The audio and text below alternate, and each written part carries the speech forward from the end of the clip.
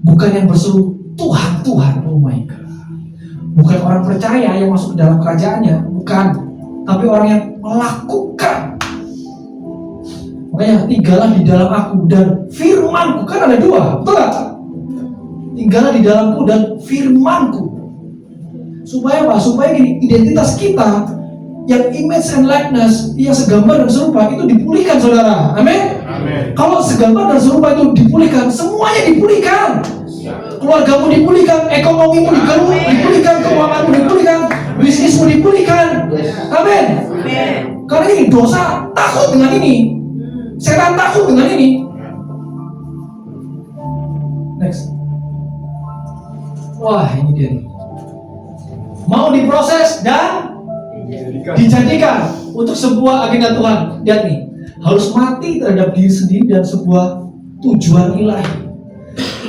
Makanya gini saudara, the covenant, perjanjian, di dalamnya, dengar baik-baik, di dalam perjanjian ada yang namanya assignment,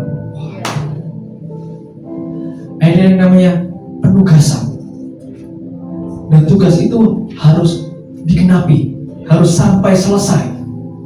Amin. Makanya gini, Yesus kan bilang gini, akulah yang awal dan yang akhir. Akulah Alfa dan Omega. Akulah Aleph dan Taf. So gini, artinya apa? Dia berbicara tentang waktu. Katakan sama-sama, waktu. Dia nggak iseng. Dia nggak iseng menyebut dirinya I am Aleph and Taf, Anihu Aleph and Taf. Dia nggak gitu. Aku adalah Alfa dan Omega. Dia nggak iseng. Supaya gini, supaya saudara dan saya tetap tinggal di dalam area waktu Tuhan. Kalau kita tidak ada di dalam area waktu Tuhan, kamu Kristen yang mana? Pertanyaannya. Sedangkan Yesus adalah Tuhan atas waktu dan musim. Makanya Yesus bilang, akulah Tuhan dari yang awal sampai akhir. Itu berbicara tentang time and season. Katakan time and season. Waktu dan musim. So ini, kita harus ada di dalam area ini. Supaya apa? Supaya kita nggak ketinggalan, saudara. Kita harus tahu apa yang artinya Alfa dan Omega. Kalau dia menyebut dirinya sendiri, identitasnya Yeshua adalah Alfa dan Omega, berarti gini, di dalam pola perjanjian kamu harus menyelesaikan. Saat kamu awal mulai berjanji, kamu harus selesai sampai akhir.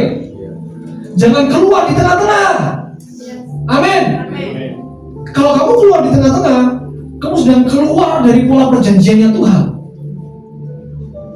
Dan percayalah, ketika manusia, dengar baik-baik ya, ketika manusia keluar dari perjanjian realita Tuhan, manusia itu tidak akan berhasil. Gini, Yesus sudah ngomong, di luar aku, oh my God, ini, di luar perjanjian, kamu gak bisa berbuat apa-apa. Betul? It's very dangerous. Ini sangat mengerikan. Saya tidak menakut-nakuti, tapi saya membangun mental saudara. Gini, di luar perjanjian, Yesus bilang ini, kamu tidak dapat berbuat apa-apa. Karena ini darahnya dia adalah darah perjanjian. Betul? Dia darah perjanjian. Dia bukan sembarangan. So gini, makanya orang yang berbahagia adalah orang yang tahu identitasnya, berjalan di mana. So gini, pastikan saudara pulang dari tempat ini, saudara mendapatkan sesuatu yang dimengerti. Supaya gini, saudara datang lagi ibadah dengan pengertian yang benar. Tuhan, here I am. Lain loh saudara, lain, percayalah, lain. Tuhan sedang menanti-nantikan di dalam kitab Roma. Dia bilang ini, Tuhan menanti-nantikan saatnya, seluruh makhluk menanti-nantikan saatnya anak Allah dinyatakan. Siapa anak-anak Allah itu? Siapa? Orang-orang yang tinggal di dalam perjanjian, bukan orang percaya. Garis bawahi, bukan hanya orang percaya, bukan hanya orang yang beragama Kristen, tapi orang yang mengerti agenda Tuhan. Seluruh makhluk menanti-nantikan saatnya anak-anak Allah dinyatakan.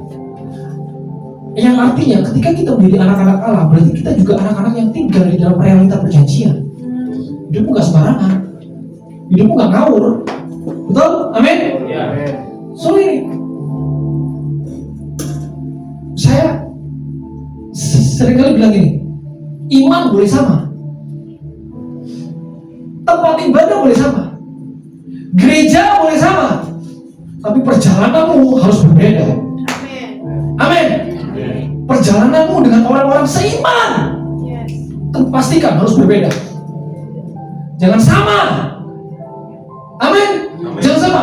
Pak, sama Pak, yang penting kita sama-sama seiman. Enggak ajar itu. Yesus panggil saudara itu jadi beda. Ingat loh, Yesus di antara orang Yahudi, dia juga orang Yahudi. Tapi para imam dan para orang-orang Yahudi bilang gini, salibkan dia. Karena gini, nggak sebahasa, lain. Realitanya Yesus adalah realita perjanjian, sedangkan orang-orang Israel yang lain tidak berada di dalam realita perjanjian. Betul? Makanya lain. Saya selalu bilang ini, kamu gereja boleh sama, tempat ibadah boleh sama, konser boleh sama, tapi pastikan baik-baik perjalananmu harus berbeda dengan yang lain. Amin. Harus lain. Satu iman boleh sama-sama. Ayo gereja yuk, boleh sama-sama. Tapi ingat loh, perjalanan Tuhan. Iya. Sehingga gini, orang-orang sekitarmu, orang-orang yang seiman dengan kamu bisa melihat ada yang lain. Saat dia melayani kok lain ya. Amin saudara. So inilah yang dinamakan orang yang berjalan di realita perjanjian, berjalan di dalam covenant. Bukan orang yang hanya levelnya percaya, bukan orang yang gini, bukan orang yang hanya gini, seminggu sekali datang ke gereja, bukan, lain, jauh. Kalau mindset saudara kekristenanmu cuma seminggu sekali di gereja dan itu saudara sebut ibadah, celaka.